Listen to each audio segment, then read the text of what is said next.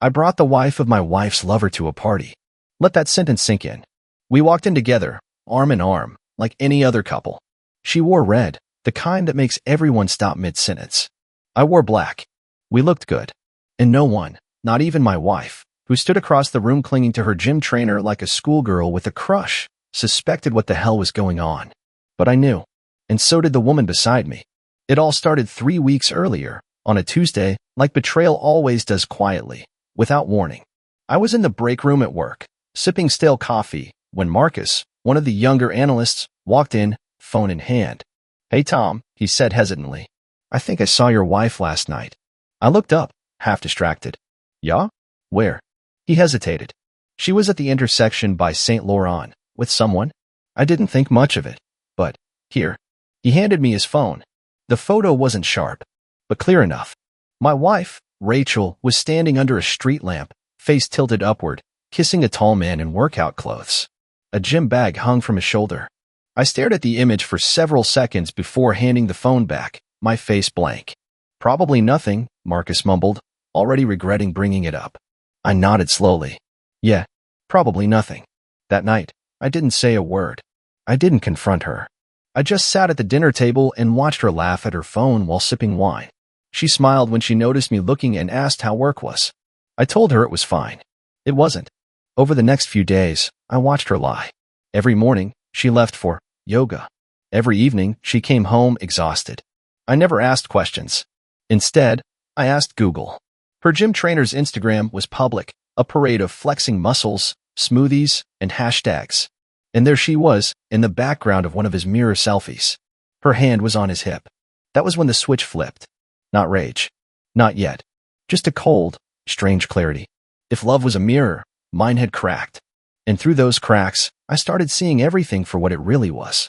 I hired a private investigator.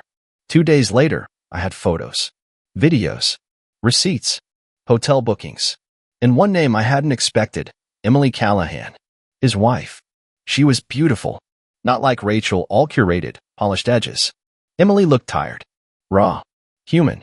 I waited another day before reaching out to her. An anonymous message. "You deserve the truth." I attached a photo of Rachel and her husband, hands tangled in each other, walking into a hotel in Old Montreal. She replied 3 hours later. "Where did you get this?" "I think we need to talk," I wrote. The next day, we met at a quiet cafe near the harbor. She was pale, stiff, but didn't cry. I respected that. "He said he was working late," she whispered, eyes on her untouched tea. "For months." God, I'm such an idiot. "You're not," I said. And for the first time in days, I meant it. We sat in silence. Not awkward, just heavy. Like two people who had just seen the edge of a cliff up close. I don't remember who suggested the idea first. Maybe it was me. Maybe it was her. But the plan took shape between long stares and bitter sips of coffee. Let them see us. Let them feel what it's like. Revenge wasn't the point. Clarity was. And that's how I ended up at that party, with Emily on my arm, my wife across the room, and something dark and electric building between all of us like a summer storm. Something was going to break. And this time, I wasn't going to look away. Emily and I never called it a plan. Plans sound clean. This was anything but. We met again the next evening, this time at a quiet bar tucked behind a hotel lobby downtown. She wore a blue sweater, no makeup, hair tied back like she didn't care. I wore my guilt like a second skin. We sat in a booth in the corner, far from the clink of glasses and forced laughter. "So, what do we do with this?" she asked, her voice barely above a whisper. Her wedding ring still caught the light when she gestured. She hadn't taken it off. Neither had I. I didn't answer immediately. I watched her fingers trace the edge of her glass. Delicate. Controlled. A woman holding it together with everything she had left. "Do you want to hurt them?" I finally asked. She looked at me, expression unreadable. "No," she said. "I want them to see us. To really see what they did. And I want them to feel even a fraction of the humiliation they've handed us." That was the first time she looked angry. Not loud, throwing plates angry, the quiet kind. The kind that builds in the stomach like acid and eats you alive from the inside. I leaned back and exhaled. Then we let them see us. Let them wonder. Let them spiral. We started small. One public lunch together. A casual walk through Westmount Park. Nothing over the top. Just enough to be seen. Emily posted a photo of the two of us at a cafe, only our coffee cups, with our initials scrawled on them in Sharpie. Her friends started asking questions.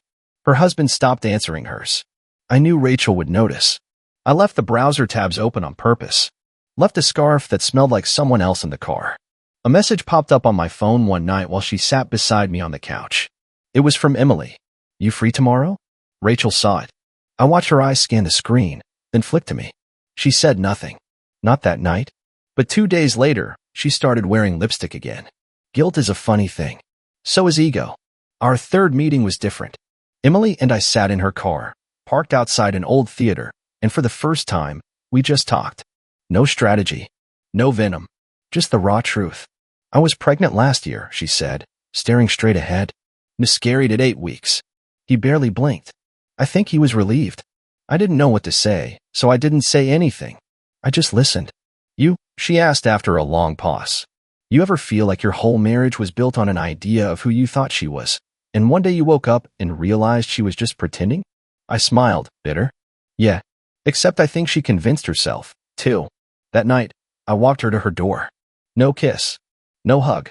Just silence and the weight of everything we had lost. The next day, the invitation came. A garden party hosted by mutual friends, Rachel's friends, really the kind of people who talked behind backs while sipping Chardonnay and pretending their lives weren't rotting from the inside out. Perfect. I told Emily. We go together. No explanations. Just show up. She nodded, calm. Red dress? I smiled. Make it unforgettable. The week leading up to the party was surreal. Rachel became attentive. She started making dinner again. Asked about my day. Sent me random texts with inside jokes from when we were dating. I played along. Let her think she still had me. It made what was coming even more cruel. The night before the event, Emily sent me a picture of the dress. Floor length. Crimson silk. No straps. It didn't scream revenge. It whispered power. I stared at the photo for a long time. That party, that was going to be the stage. They had their affair in secret. We would make our truth loud. And I was no longer interested in healing. I was here to burn it all down. The party was exactly what I expected. White tints, catered hors d'oeuvres, fake laughter layered over real anxiety. A curated afternoon for people who lived curated lives, who smiled through disaster and drank champagne through their divorces. I adjusted my collar as we walked up the stone path. Emily beside me looked like vengeance wrapped in velvet. All heads turned. She didn't look at anyone. Her posture said everything. I belong here, and I am untouchable. I, on the other hand, was watching. Every expression, every twitch, every shift in the wind. It didn't take long. Rachel spotted us the moment we stepped onto the lawn. Her wine glass froze halfway to her lips. She blinked as if the sun hit her wrong. The man beside her, tall, athletic, smug, turned to follow her gaze. And just like that, for lives collided in a glance. Emily looped her arm through mine and smiled, the kind of smile that said, yes, I know who you are. I know everything. Then we kept walking, slowly, deliberately, as if we owned the afternoon. We said hello to people we barely remembered. Old acquaintances, former coworkers. Everyone was watching us. Rachel's friends whispered behind manicured nails. One even offered me a surprised hug and a wink, clearly impressed with my upgrade. Emily leaned into it perfectly. She laughed softly when I whispered fake stories in her ear, touched my arm like we had 10 years of inside jokes. It was a game, and we were winning. Rachel tried to maintain her composure, but I knew her. I can see it in the way her foot tapped against the patio stones, how she downed her second drink faster than she should have. She kept glancing our way, pretending she wasn't. She had no idea what we knew, and that made her unravel slowly. Then came the moment I'd waited for. We passed by her. She turned, her voice overly bright. Tom? Well, I didn't expect to see you here. I smiled. Yeah, we decided to come last minute. She echoed, already dreading the answer. Emily stepped forward, offering a hand with devastating elegance. Hi, I'm Emily. Rachel hesitated. Just 1 second. But it was enough. Her smile faltered. Her hand slowly met Emily's. Nice to meet you. I'm Rachel. They both knew. Neither said it. Her trainer boyfriend, Jason, hovered behind her, clueless. I could see the gears turning in his head, trying to figure out why the woman who once slept in his bed was now wrapped around the husband of the woman he had stolen. I turned to him. Jason, right? You still coaching at that gym near Atwater? He stiffened. Yeah, I am. I nodded thoughtfully. Heard great things. He smiled awkwardly. Rachel grabbed his arm a little too tightly. Emily sipped her drink like it was the smoothest whiskey she'd ever tasted. Tom and I were just saying how refreshing honesty is in relationships, she said lightly. People should really say what they mean. And mean what they do. Jason looked confused. Rachel's face turned pale. It was a line delivered like a scalpel. The rest of the afternoon passed like a slow funeral march. We mingled. We smiled. We danced once, close, unhurried, and I made sure to do it where Rachel could see. I didn't enjoy the pain, but I didn't stop it either. I wanted her to sit in it, to stew in the knowledge that her little affair wasn't a secret anymore, that the man she had betrayed wasn't broken, he had simply changed the locks on his soul. Before we left, Emily excused herself to the restroom. I stood alone, looking out over the yard, when Rachel approached. "What are you doing, Tom?" she asked. Her voice cracked in the middle. I turned slowly. "I could ask you the same." She opened her mouth, but no words came. "It's funny," I said. "You were so careful. Passwords, schedules, lies. But the one thing you never considered was who he belonged to." Her eyes widened. The realization hit her like cold water. I walked away before she could speak. I wasn't done yet. The next morning, Emily wasn't answering my texts. Not in a cold, distant way, just silence. Which, after the firestorm we just walked through at that party, felt more deafening than any words could have. I waited. I called. Nothing. That silence haunted me the rest of the day, echoing through every room in my house like a warning I couldn't name. Rachel hadn't spoken to me since the party either. She avoided eye contact, clanged dishes louder than necessary, and slammed doors when she thought I wasn't watching. But I was always watching now. By evening, I drove to Emily's house. Her car was in the driveway. Lights on inside. I rang the doorbell. Waited. Nothing. I rang again. Finally, the door opened, just a crack. Her face peeked through. Her eyes were red. Not the kind of red that comes from sadness. The kind that comes from betrayal. "Emily?" I asked, confused. "What happened?" She didn't speak. Just opened the door wider and stepped aside. I walked in, my chest tightening. On the kitchen table were photographs. Printed. Spread out like evidence in a courtroom. My breath caught. Me. Emily. The cafe. The park. Her car. Our smiles. Our plan. But these weren't just the photos we'd appeared in. They were surveillance photos. From angles that didn't make sense. Taken from across the street. From above. Some through windows. "Where did you get these?" I asked, already knowing I wouldn't like the answer.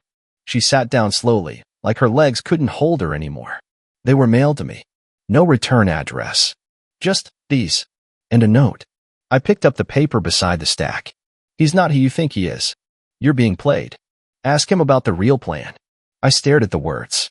My blood ran cold. "Do you know anything about this?" she asked, voice hoarse. "Tell me it's not what it looks like." I wanted to. God, I wanted to. But I had lied. Not about the affair. Not about my rage. But about my reason. The truth is, the night I first reached out to Emily, I wasn't just looking for justice. I was looking for a way to destroy Rachel completely. And the best way to do that wasn't revenge. It was exposure, humiliation, financial and social ruin. And I knew the only person who could help me do that was Emily, the only other person who had something to lose and even more to gain. I told myself I was protecting Emily by keeping the details from her. Told myself I was shielding her from the uglier parts of the fallout. But the photos proved otherwise. Someone had been watching me, watching us, and now the one person who stood beside me was questioning everything. I sat down across from her. My voice came out slower than usual. "Emily, I wasn't honest with you. Not entirely. I didn't know it would turn into this, but when I first reached out, I had a plan. I wanted to ruin Rachel. Legally, publicly, permanently." Her expression crumpled into something between fury and heartbreak. "So I was just part of that plan?" "No. At first, maybe. But not now." "Now," she laughed bitterly. "Now it's convenient for you to care?" I looked her dead in the eyes. "You think I faked all of it? The conversations? The truth? The connection? You think I planned that?" She didn't answer. Then she stood, walked to the counter, and picked up a second envelope I hadn't noticed. "This came with the photos," she said, handing it to me. I opened it. Inside was a USB drive. And a typed line. "Play me if you want the whole truth. But be ready to lose everything." Emily crossed her arms. "You know what I think, Tom? I think someone is playing both of us. I think your wife and my husband weren't as sloppy as we thought. I stared at the USB, a chill moving through me like a storm tide. It wasn't over. We hadn't even started bleeding yet. Emily and I sat in silence as the laptop booted up. The USB drive rested between us like a loaded gun. Outside her window, the Montreal evening had turned gray and heavy. It smelled like rain, like something was about to break. I slid the drive in. A video file popped up. We didn't speak. I just clicked play. The screen flickered. A hidden camera view. Low angle. Grainy. The setting. Rachel's office. I recognized the decor.